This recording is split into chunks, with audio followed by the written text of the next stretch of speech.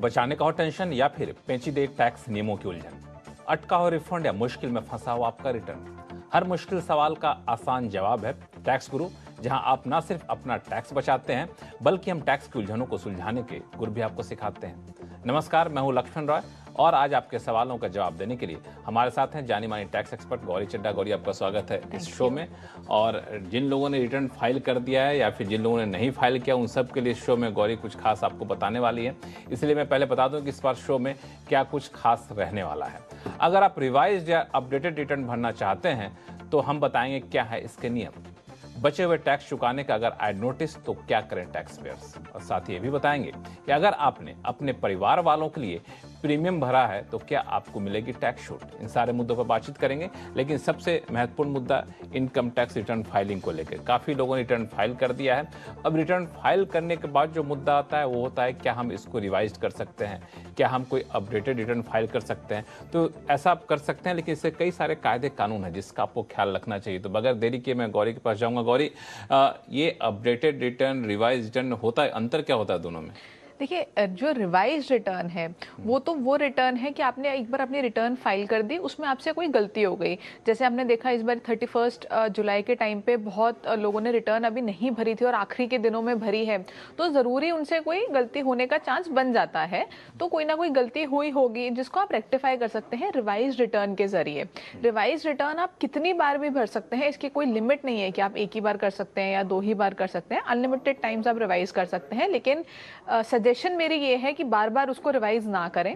दूसरी बात ये है कि जो रिवाइज रिटर्न है ये आपको 31 दिसंबर तक ही भरनी है, उससे पहले फाइल करनी है, उसके बाद आप इसको रिवाइज नहीं कर पाएंगे। और अगर आप अपनी जो इनकम है वो बहुत कम कर देते हैं रिवाइज रिटर्न में, या कोई डिडक्शन एक्स्ट्रा क्लेम कर लेते हैं, तो तैयार रहिए, हो सकता है इनकम टैक्स डिपार्टमेंट कोई इंक्वायरी भी करे आपसे कि आपने जब रिवाइज करी अपनी रिटर्न तो आपकी इनकम बहुत कम हो गई, आपका रिफंड बहुत बढ़ गया, इतना कैसे हो गया। बिल्कुल, तो इसमें आपको तैयार रहना चाहिए। जरूरी नहीं है कि कोई नोटिस आएगा, ये लेकिन सारी आ सकता बातें है। रिवाइज रिटर्न के लिए अपडेटेड रिटर्न किसको कहते हैं? तो अपडेटेड रिटर्न एक नया कॉन्सेप्ट है। अपडेटेड रिटर्न में आप 2 साल तक अपनी रिटर्न को अपडेट कर सकते हैं, जो रिवाइज रिटर्न से अलग इसलिए है क्योंकि पहले तो अपडेटेड रिटर्न में आप अपनी इनकम कम कर ही नहीं सकते, अपना लॉस बढ़ा नहीं सकते, कोई एक्स्ट्रा डिडक्शन क्लेम कर नहीं सकते। तो आप अपडेटेड रिटर्न सिर्फ तब भर सकते हैं जब आप अपनी इनकम बढ़ा के दिखा रहे हैं, आप टैक्स एक्स्ट्रा दे रहे हैं। और साथ ही जब आप इस पे टैक्स देंगे अपडेटेड रिटर्न में, तो आपको साथ ही पेनल्टी भी देनी होगी, इंटरेस्ट तो देना ही होगा साथ में। अगर 1 साल के अंदर आप इसको अपडेट करते हैं तो 25% की पेनल्टी है। 1 साल के बाद विद इन 2 ईयर्स अगर अपडेट करते हैं तो 50% की पेनल्टी है। तो अपडेटेड रिटर्न में आपके यहाँ से जो टैक्स, इंटरेस्ट और पेनल्टी जाएगी वो बहुत हैवी अमाउंट होगा।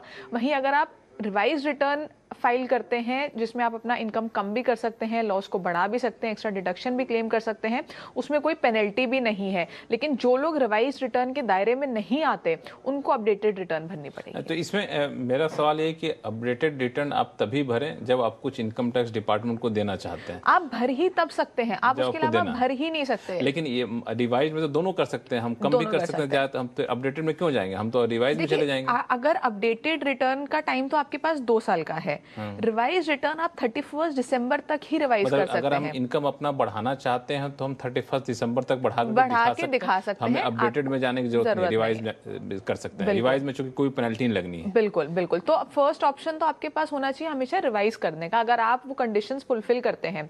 अगर आप रिवाइज की कंडीशंस फुलफिल नहीं करते हैं तो आप अपडेटेड रिटर्न में जाइए। लेकिन रिवाइज कंडीशन क्या होती है, कुछ संक्षिप्त में बता सकते हैं? देखिए, कंडीशंस तो यही है कि आपको सबसे पहले तो 31 दिसंबर तक रिवाइज करनी है, यानी कि असेसमेंट ईयर खत्म होने, फाइनेंशियल ईयर खत्म होने के बाद 9 महीने तक आप इसको रिवाइज कर सकते हैं। पहले ये टाइम पीरियड 1 ईयर हुआ करता था, या आपकी असेसमेंट अगर हो गई है तो उससे पहले, यानी कि कंप्लीशन ऑफ असेसमेंट और completion of 9 months from the financial year, which ever is earlier, में आप अपनी रिटर्न को रिवाइज कर सकते हैं। और रिवाइज करने की कोई लिमिट नहीं है, कितनी बार भी रिवाइज कर सकते हैं। लेकिन आपने कहा कि